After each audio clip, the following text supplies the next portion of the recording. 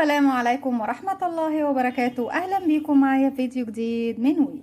فيديو النهاردة إن شاء الله هشرح فيه معاكم طريقة عمل جاكيت للبيبي، وممكن نعمله لكافة المقاسات سواء للبيبي أو للكبار.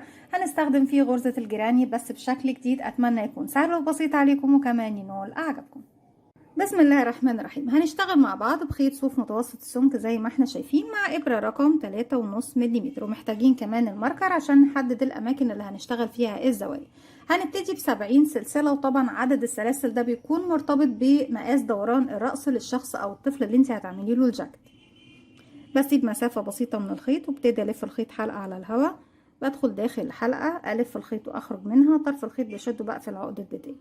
في البداية هنبتدي نرتفع عشان نشتغل سلسلة. بيكون عندك على الإبرة حلقة. بسم الله الرحمن الرحيم. بلف الخيط واخرج منها كده 1 2 3 4، وبكمل لغاية ما بيكون معايا 70 غرزة سلسلة. رجعت لكم تاني وكده بقى معايا 70 سلسلة زي ما احنا شايفين. طيب طريقة تقسيمتنا للسلاسل اللي احنا بنشتغل بيها، اولا احنا عدد سلاسل البداية بيكون عدد يقبل الاسم على 3، وفي النهاية خالص بزود سلسلة واحدة بس. تمام يا بنات؟ يعني العدد معايا هنا 70، هتلاقوه العدد طبعا 69 يبقى الاسم على 3 زائد 1 هيدينا 70 غرزة سلسلة. يعني انت اي عدد او اي مقاس انت حابه تشتغلي عليه بتقسمي على 3، لازم يكون العدد بتشتغلي بيه يقبل الاسم على 3، وفي الاخر بتزودي 1. طيب ما يقبلش الاسم على 3 يا رندا، يا تزودي سلسله يا تقللي سلسله، تفضلي تزودي او تقللي لغايه ما توصلي للعدد اللي يقبل الاسم على 3، وبعد كده زودي سلسله واحده بس.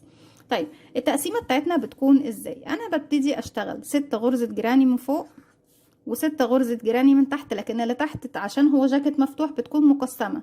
دول هنا بيكون 1 غرزة جراني واحدة، هنا بيكون 5 غرزة جراني. الجوانب اللي هي الأكتاف بتكون 4 وهنا 4، يبقى ده الظهر، وهنا كتف وهنا كتف، وهنا عندي اللي هو جزء من الصدر الأمامي، وهنا بقية الصدر الأمامي، لأن هو كون الفتحة بتاعت الجاكيت بتكون جاية في الجانب كده، مش في النص في المنتصف. نبتدي بقى نشتغل. بسم الله الرحمن الرحيم. طيب التقسيمة بتاعتنا لما بنيجي نقسمها على السلاسل، احنا قلنا واحدة على اليمين، انا ببتدي اعد 1 2 3، وفي رقم 4 بحط الماركر بتاعي. طيب احنا رقم 4 دي بتكون بعدها المفروض ان هي غرزة الجراني الواحدة بيكون القسمة بتاعتها على 3، بمعنى ان انا اخدت دي وهاخد كمان سلسلتين بعدها. تمام؟ هبتدي اعد من بعد السلسلتين دول بحيث ان انا عندي الزاوية والسلسلتين يبقوا 3 كده غرزة جراني واحدة. هبتدي اعد. هنا عندي الكتف بيكون 4 غرز جراني في 3، اللي احنا طبعا الرقم اللي قلنا ان لازم يبقى الاسم عليه، فبنعد 1 2 3 4 5 6 7 8 9 10 11 12. رقم 13 بضيف الماركر واعد بعد منه كمان 2 علشان يكونوا ال3 بتوع الزاوية دي. بعد كده هيجيلي الظهر بيكون 6 غرز جراني، 3 في 6 ب18، يعني بعد 18 غرزة، وفي رقم 19 بضيف الماركر بتاعي وبعد بعد منه كمان 2، وارجع اعد 12 غرزة، لان الكتف التاني بيكون 4 غرز جراني، 3 في 4 ب12، بنعد 12 ورقم 13 بضيف الماركر. بعد كده انا مش محتاجة اعد خلاص بقى، انا كده كده عندي بيكونوا 5 غرزة جراني، هبتدي بقى هم دول اللي بيتبقوا عندي 15 غرزة سلسلة. في البداية بسم الله الرحمن الرحيم نبتدي بقى نكون اول غرزة جراني. برتفع سلسلتين 1 2، ومش هعتبرهم اي حاجة، انا كده بسيب السلسلتين بعتبرهم بس مجرد سنادة توصلني لاول غرزة وهي غرزة العمود. بلف الخيط على الابرة، معايا على الابرة حلقة، وبلف لفة بقى ولفت بقى بحلقتين معايا كده 1 2، بسيبهم بعتبرهم سنادة بس، بروح للغرزة رقم 3 في الحلقة الخلفية، بدخل اشتغل 3 غرزة عمود بلفة في نفس الفراغ. 1 2 3. الجاكيت ممكن تشتغليه بلون واحد، وممكن تشتغليه بمجموعة الوان، وحتى كمان ممكن لو بتشتغليه البيبي حديث الولادة زي اللي احنا بنعمله ده، بتشتغليه من بقايا الخيوط، وكل سطر عندك بتكونيه من لون. هنا زي ما احنا شايفين كده اشتغلنا 3 غرزة عمود اهو، وبعد كل غرزة جراني باخد سلسلة مسافة، بلف الخيط على الابرة، السلسلة اللي باخدها من فوق بسيب من تحتها 1 2 فراغ، واروح لرقم 3 وابتدي اشتغل 3 عمود. 1 2 3، سلسلة مسافة من فوق بسيب تحتها 2 1 2، وفي رقم 3 بشتغل 3 عمود غرزة جراني واحدة مكونة من 3 عمود. 1 2 3 سلسلة، نسيب تحتها 1 2 ونروح للفراغ اللي بعده، 3 عمود، 1 2 3 سلسلة من فوق، بسيب من هنا 1 2 واروح اشتغل 3 عمود. هنا هيتبقى لي كام سلسلة بقى يا بنات؟ اتبقى لي سلسلتين اللي هما بتوع الزاوية اللي هنا دول اللي قبل الزاوية كده، 1 2 3 زي ما احنا شايفين كده معايا 1 2 3 4 5. هبتدي بقى الف الخيط، هاخد سلسلة الاول والف الخيط على الابرة، بسيب سلسلتين، وفي رقم 3 اللي هو الماركر الاول عندي ببتدي كده، بنسيب 1 2 رقم 3. تعالوا بقى، انا مش هشتغل في الحلقة الخلفية بس، لا كده دي الحلقة الامامية بسيبها وبسحب معايا على الابرة الحلقة الخلفية والمطب، علشان دي زاوية هشتغل فيها مرتين يعني 3 غرزة عمود، مش عايزاها تسحب وتشد معايا لفوق. هنشتغل في نفس الفراغ 3 عمود، 1 2 3 سلسلتين، 1 2 وكمان مرة في نفس الغرزة هي 3 عمود، اللي هي الغرزة التانية اللي هي غرزة الجيران اللي هي الصدفة بتاعتي او الزاوية بتاعتي، 1 2 3. احنا عارفين دي كده طبعا الزاوية بتاعتنا. هبتدي اضيف ليها الماركر، ولو ان هي عامة خلاص هي واضحة وبارزة قدامك، المكان اللي بتشتغلي فيه مرتين هو ده مكان الزوايا بتاعتك. بصوا ابتدي طبعا شكل الجاكيت، تحدد الشكل ده عندي اهو، سلسلة مسافة، بلف الخيط، دي الغرزة اللي انا اشتغلت فيها،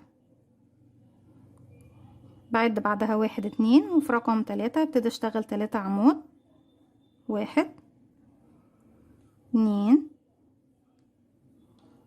3 سلسلة، هسيب 1 2 وفي رقم 3 3 عمود، 2 3 في نفس الفراغ. بعد كل غرزة جيراني باخد سلسلة مسافة، اسيب تحتها 1 2 وفي رقم 3 بكون غرزة جيراني مكونة من 3 عمود، 1 2 3 سلسلة، هنسيب 1 2 وفي رقم 3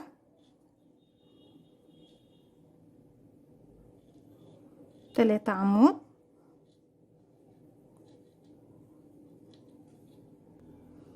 بنكمل رقم 3 سلسلة. هنا ده طبعا مكان الكتف، بيكون عندي 4 غرزة جيراني، 1 2 3 4. من تحت بسيب تحت سلسلة 1 2 وفي رقم 3 اللي بتكون الزاوية التانية عندي ابتدي اشتغل غرزتين جيراني. هنا 1 2 غرزتين جيراني مكونين من 3 عمود لكل واحدة، يعني 6 عمود في نفس الفراغ ما بينهم سلسلتين، 1 2 3 1 2 سلسلة.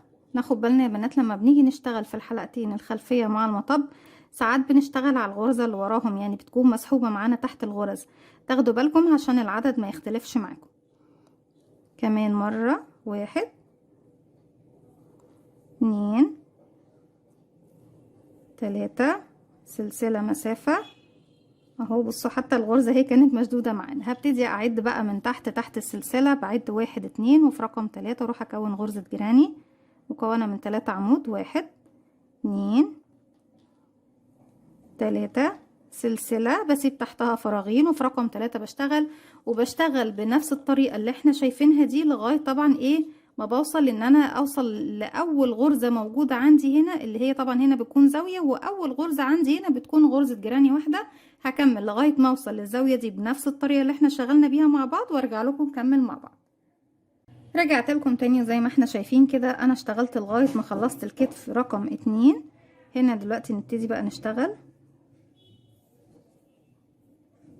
انا اخر حاجة طبعا اشتغلتها نعدل بس الابرة، اخر حاجة اشتغلتها كانت الغرزة دي. بعدها خلاص هنسيب سلسلتين من تحت ونروح لاخر زاوية نبتدي نشتغل فيها، بسيب 1 2 واروح لاخر زاوية بشتغل فيها 3 عمود، سلسلتين 3 عمود بلف، 1 2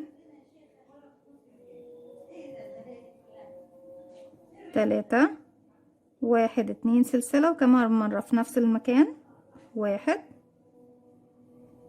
2 و3 سلسلة مسافة. واحنا طبعا ايه عندنا غرزة واحدة بس هنا في المكان ده، ادي 1 2، واول سلسلة بتقابلني هي اللي ببتدي اروح اشتغل فيها ايه 3 عمود بلفة، اللي هما يعتبروا عندي غرزة جراني واحدة. خيط البداية هتلفيه كده على الشغل، اسحبي من حلقتين وارجعي لفيه تاني،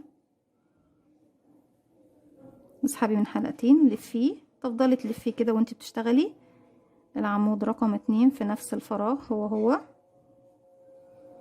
2 رقم 3. بقى ابتدينا بغرزة جراني وختمنا كمان بغرزة جراني زي ما احنا شايفين، والماركر بضيفه للزاوية ما بين السلسلتين زي ما احنا شايفين. ده طبعا الشكل اللي احنا هنشتغل عليه لغاية ما يخلص معانا الجاكيت زي ما احنا شايفين، هو جاكيت بغرزة الجراني. طيب احنا كده يا رندا ابتدينا من الجزء دوت، وده هيكون بالنسبة لعدلة الشغل بتاعتك كأنه ظهر الشغل. تمام، مفيش مشكلة. ممكن ما تيجي تحددي الغرز بدل ما احنا عدينا غرزة في الأول وبعد كده حطينا الماركر، لا عدي الخمسة، يعني ابتدي تحددي الماركر بتاعك، عدي 5 غرز جراني وبعد كده حطي الماركر في رقم 6 وهكذا. تمام، ابتدي بس. الله أكبر، الله أعظم، والعز والدوام لله. هنفصل بس للصلاة ونرجع نكمل مع بعض تاني. طيب احنا النهارده هنشتغل بلون واحد بس يا بنات. لو حابين تشوفوا ازاي نقدر نشتغل باكتر من لون، لان الموديل عامه انا بشتغله باكتر من لون بيكون حلو قوي. بسيب مسافه من الخيط والف الخيط حلقه على الهواء. اخر عمود انا اشتغلته هرجع فيه بس حلقتين زي ما احنا شايفين، بدل ما هسحبهم باللون الازرق لا هسحبهم باللون الجديد. بقفل عقدة بدايه وبسحب ايه الحلقه من تحت الحلقتين الباقيين عندي على الابره. الخيط ده هسيبه هنا بقى، ممكن بعد ما يعني مثلا اروح بلون وارجع بلون تاني، ممكن اسحبه تاني لو انا محتاجه اشتغل بلونين او بتلاتة. تمام، لكن لو محتاجه ان انا اشتغل بيه لونين بس، فهتبتدي تسيبي منه 15 سنتي وتخيطيهم بابره التنظيف داخل الشغل، وبعد كده ترجعي تسحبيه من الناحيه التانية تاني. ببتدي ارتفع 1 2 وهشتغل هنا في المكان دوت عمود بلفه 1، وبعد كده هبتدي اشتغل سلسلة، هلف الخيط على الابرة، بسيب بقى العمودين دول وابتدي اروح اشتغل هنا ايه 3 عمود 1 2 3، بحيث ان انا محتاجة ان انا كده هكون هنا ابتديت بفراغ مش غرزة جراني، وفي النهاية برضك بنختم بفراغ، ان انا في النهاية بشتغل عمود بلفة 1. طيب الكلام ده لو انا بشتغل بلونين. تمام، لكن احنا النهارده هنشتغل بلون واحد. انا بس حبيت اوريكم ازاي بنشتغل بلونين يا بنات، لو حابين تشتغلوا بلونين او اكثر، وزي ما قلت لكم ممكن كمان بقايا الخيوط علشان تبتدي تشتغل. طيب في طريقه تانية، ممكن بدل ما اشتغل عمود بلفه في بدايه السطر اشتغل سلاسل. تشتغلي بدل ما تشتغلي عمود وسلسله، لا اشتغلي 4 سلاسل مباشره. هنعتبر ال3 سلاسل الاولى عمود، وهنعتبر السلسله الرابعه ايه بتكون مسافه ما بين المكان والمكان. 1 2 3 كده عمود بلفه. 4 دي المسافة ما بين العمود الأول ونلف الشغل للناحية التانية، ونبتدي نشتغل في السلسلة اللي احنا عندنا هنا ما بين غرزة الجراني دي وغرزة الجراني دي، غرزة جراني جديدة مكونة من 3 عمود. يبقى أصبح عندي هنا في البداية في فراغ، عمود وفراغ. تمام، 1 2 3 سلسلة زي ما قلنا. هنا وصلنا للزاوية، المكان اللي هو طبعا فيه 2 غرزة جراني وما بينهم سلسلتين زيها بالظبط. تكرار، خلاص بقى انا بكرر ما عنديش اي مشكلة. 3 عمود سلسلتين، 3 عمود بلفة في نفس الفراغ. 1 2 3 2 سلسلة، 1 2 كمان مرة، 1 2 و3. ضيفي الماركر بتاعك تاني، هتبصوا تلاقوا طبعا ان الشكل جاي معانا هنا مستقيم بالشكل ده اهو. رجعي الماركر. بنات طبعا المبتدئات هو اللي محتاجين ان انتي تضيفي الماركر. انتي طبعا كحد محترف او يعني بتشتغلي من فترة، انتي خلاص عارفة ان مكان غرزتين الجراني هي الزاوية بتاعتك، فمش محتاجة انك تضيفي ماركر او حطي علامة في نفس الفراغ. هناخد سلسلة فوق ال3 عمود اللي تحت ونسيبهم، ونروح هنا فوق السلسلة بكون 3 عمود 1 2 3 سلسلة، وهكذا سلسلة بسيب تحتها 3 عمود، وفوق السلسلة في الفراغ بشتغل 3 عمود، سلسلة 3 عمود، سلسلة 3 عمود، سلسلة 3 عمود، سلسلة زاوية. هنا طبعا مكان الزاوية فوق السلسلتين بشتغل 3 عمود، سلسلتين 3 عمود، وبكرر دوت لغاية ما بوصل إلى نهاية السطر. إن أنا ابتدي اشتغل سلسلة فوق كل 3 عمود، وفوق السلسلة بشتغل 3 عمود، يعني 3 عمود سلسلة 3 عمود سلسلة 3 عمود سلسلة 3 عمود سلسلة 3 عمود سلسلة 3 عمود سلسلة 3 عمود سلسلة فوق الثلاثة عمود اللي هم الأولى من الزاوية لتحت، وفوق السلسلتين بكون زاوية جديدة مكونة من 3 عمود سلسلتين 3 عمود ولفة في نفس الفراغ، وابتدي أكرر دوت لغاية ما بوصل إلى نهاية السطر. هكمل وارجع لكم. رجعت لكم تاني وكده في نهاية السطر زي ما احنا شايفين بالشكل ده. بصوا الشكل عندنا خلاص ابتدى يوضح ويبان، خلاص رسمة الجاكيت بدأت تبان وتوضح الموديل بتاعنا. نبتدي في نهاية السطر هنا نكمل اخر فراغ عندي، ببتدي اشتغل فيه 3 عمود من فوق. طبعا ما ننساش السلسلة اللي فوق ال3 عمود، 1 2 3، وناخد سلسلة واحدة وهلف الخيط على الإبرة، بعد 1 2 تالت عمود اللي هو الأخير، وابتدي اشتغل فوقيه عمود بلفة 1. لأني ببتدي السطر زي ما احنا ابتدينا السطر بفراغ هنا اهو، لازم بختمه بفراغ.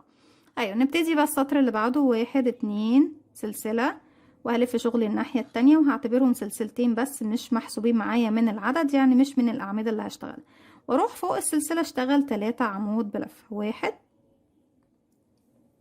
2 3. يعني السطر ده انا ابتديت تاني بغرزة جراني، يعني سطر بنبتدي بغرزة جراني، وسطر ببتدي بفراغ، سطر ببتدي بغرزة جراني، وسطر ببتدي بفراغ، وبتفضلي تشتغلي بنفس الطريقة دي لغاية ما بتخلصي الجاكيت.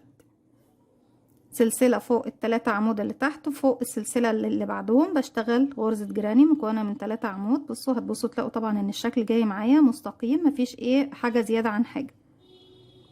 2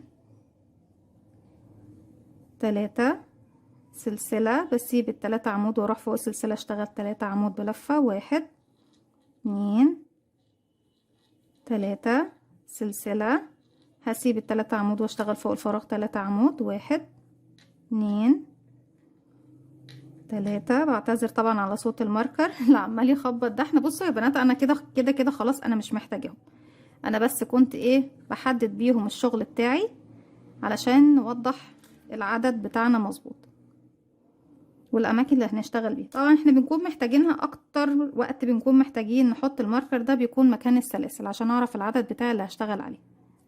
اما انا هنا في الزوايا، انا الزوايا عندي متحدده لوحدها اهي، المكان اللي بشتغل فيه مرتين. بشتغل 3 عمود فوق كل سلسله بتقابلني، 2 3، وفوق ال3 عمود اللي تحت بيكون في سلسله مسافه، 3 عمود، 1 2 3 سلسلة. هنا في الزاوية بشتغل 3 عمود سلسلتين، 3 عمود في نفس الفراغ اللي فوق السلسلتين، 1 2 3 2 سلسلة، 1 2 كمان 3 عمود، 1 2 3. وهنا هبتدي بقى تاني ارجع اخد فوق كل 3 عمود سلسلة، وبعد كده 3 عمود سلسلة، 3 عمود سلسلة، 3 عمود في كل فراغ فيه سلسلة، او في كل فراغ ما بين غرزة جراني وجراني بشتغل 3 عمود بلفة، ما عدا فين يا بنات؟ ما عدا الزاوية. في الزاوية بشتغل فوق السلسلتين 3 عمود سلسلتين 3 عمود، وبفضل ماشية بنفس الطريقة دي زي ما احنا شايفين بالشكل ده اهو. خلاص كده الشكل بتاعنا اتحدد. هو بس اول السطور اللي بتكون الشغل بتحسيه ان هو ضايق معاكي شويه، لان انت بتحولي الشكل من مجموعه سلاسل لشكل مربع جراني زي ما احنا شايفين، او شكل مستطيل شويه، لان احنا الموديل بتاعنا النهارده بيشبه شويه الشكل المستطيل. بكمل بنفس الطريقه السطر دوت، وكمان بعد منه 5 سطور بحيث يكون معايا 8 سطر. او انت بتشوفي الزاويه اللي انت محتاجاها، اللي هي طبعا من عند الرقبه فوق لغايه تحت الابط بتكون الزاويه بتاعتك قد ايه. طيب احنا المقاسات بتاعه الصدر المربع بنقدر ناخدها منين؟ عندنا فيديو في القناة بيتكلم عن مقاسات الصدر المربع، وكمان في طريقة تقسيم الصدر المربع بالنسبة ل عندنا 3 طرق لتقسيم الصدر المربع، بس هو ده مش موضوع الفيديو معانا النهاردة. لو تحبوا ان انتوا تراجعوهم اتمنى ان هم ينولوا اعجابكم. بكمل لغاية ما بوصل لمقاس الزاوية اللي هي خاصة بالصدر، اي للمقاس اللي انا بشتغله، ايا كان المقاس اللي انا بشتغله، او للمقاس اللي بنشتغله النهاردة. هشتغل كمان 5 سطور بحيث يكون معايا 8 سطور بغرزة الجراني، وارجع لكم نكمل الجاكيت مع بعض. رجعت لكم تاني وكده بكون وصلت لمقاس زاوية الصدر او مقاس الصدر اللي انا محتاجاه. طيب المقاس اللي بنشتغل عليه النهاردة هو كام سنة يا رندا، او عمر كام سنة؟ المقاس اللي بنشتغل عليه النهاردة من عمر 4 سنوات الى 5 سنوات، وممكن كمان يلبس 6 سنوات لو البنوتة او الولد جسمهم مش ممتلئ اوي. طيب بنبتدي بعد كده نكمل الجاكيت بتاعنا، وبنفس الطريقة تقدري تعملي الجاكيت لأي مقاس انت حباه. تمام، انك بتخلي الظهر والوش بيكونوا طبعا اكتر غرزتين جراني من الجانبين، يعني من الجانب اللي هو الكتف الايمن والكتف الايسر. الامام بتقسميه 1، وزي مثلا احنا عندنا هنا كانوا 6 غرز جراني قسمناهم 1 و5. لو معاكي 4 هتقسمي 1 و3. لو معاكي اكثر اقل زي ما انت بقى ايه هيكون معاكي عدد الغرز، بتقسمي 1 على جهة اليمين والباقي بيكونوا على جهة اليسار. طيب نبتدي بنشتغل حوالي 11 او 12 سطر لغايه ما نوصل لطول الجاكيت، او على حسب طول الجاكيت اللي انت حباه. بشتغل ازاي؟ هنبتدي نشتغل بقى ان انا كده عندي ايه، بدل ما انا كان عندي الشكل مفتوح شكل مربع، لا انا هنا عندي خلاص في وش وفي ظهر. هنا عندنا المكان الاكمام اهو، وهنا مكان هيكون وش الجاكيت والخلف بتاعه كمان الناحيه التانية. هنا بنرتفع، وزي ما قلنا مع بعض انا سطر بيكون عندي غرزة جراني، سطر فراغ، سطر جراني، سطر فراغ، لغاية ما بوصل ايه لنهاية الجاكيت. هنا سلسلتين ارتفاع، وبلف شغل الناحية التانية. هبتدي اشتغل فوق كل سلسلة غرزة جراني مكونة من 3 عمود بلفة لغاية ما بوصل الى الزاوية. ببتدي اول فراغ عندي 1 2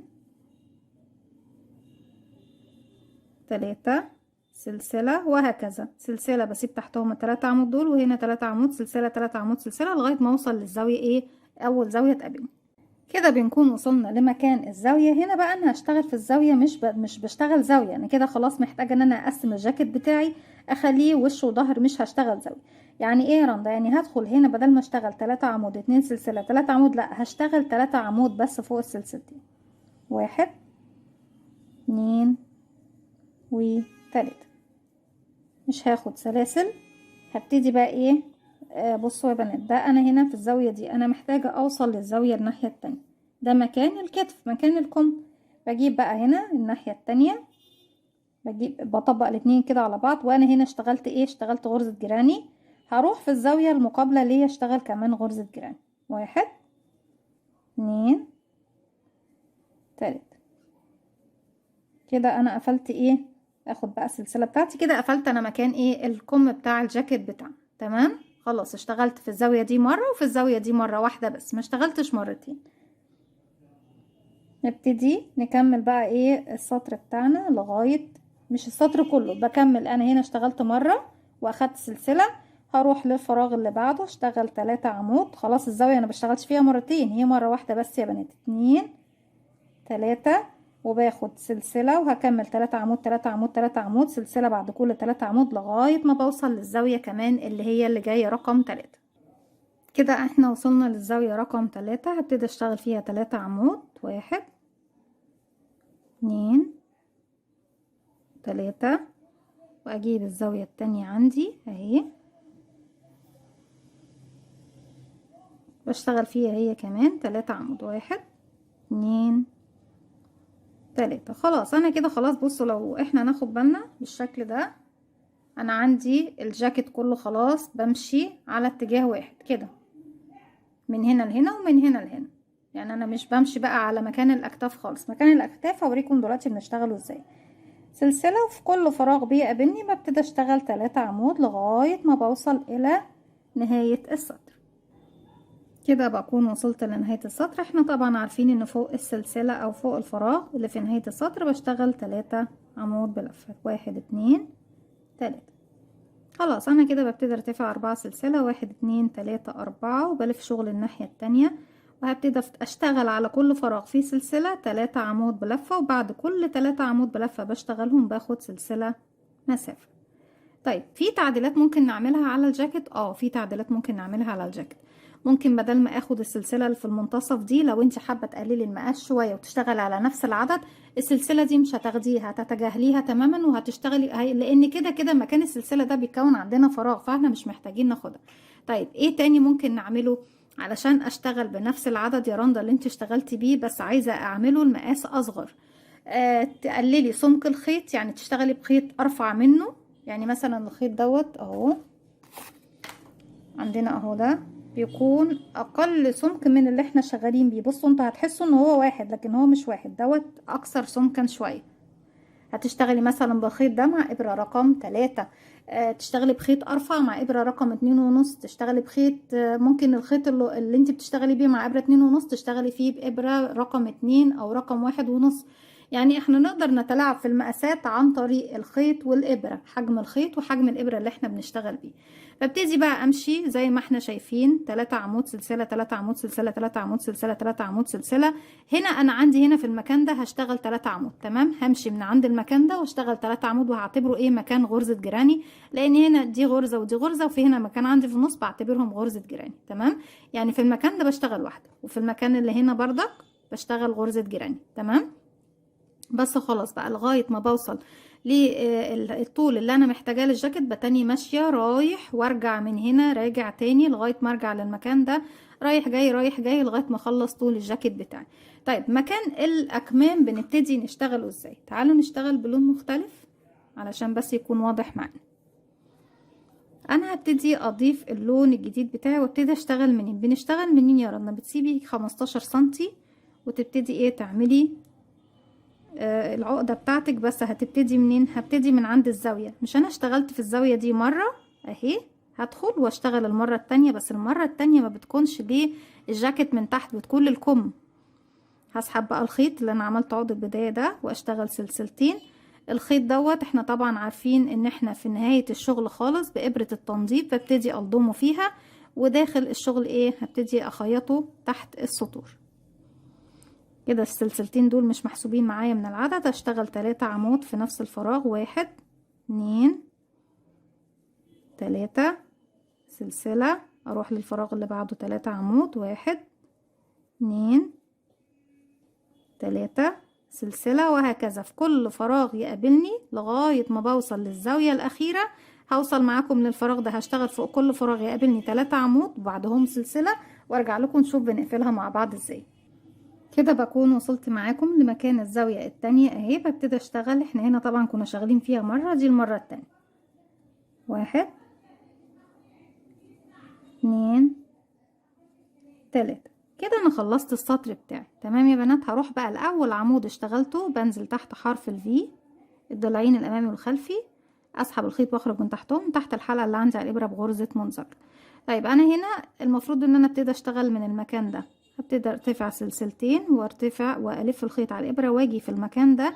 هرجع بقى للخلف لان المكان ده المفروض ابتدي فيه هو عكس اتجاه الشغل، فيا اما ترجعي للخلف وتشتغلي ال3 عمود، ممكن تشتغلي منهم عمود دلوقتي، ولما توصلي لنهايه السطر تشتغلي عمودين وتقفلي بمنزلقه في العمود ده، او حاجه تانية او شيء تاني.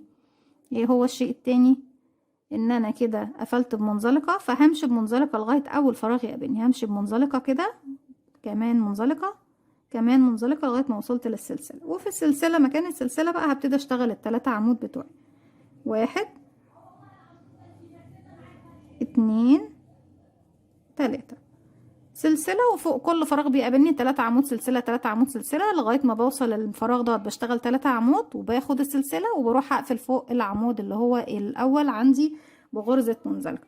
لما بنيجي نعدل بقى الشغل بتاعنا اهو، خلاص انا كده عندي ايه، عندي مكان الاكمام خلاص كده تمام اهو، ومكان كمان الجزء اللي تحت عندي من الجاكيت تمام.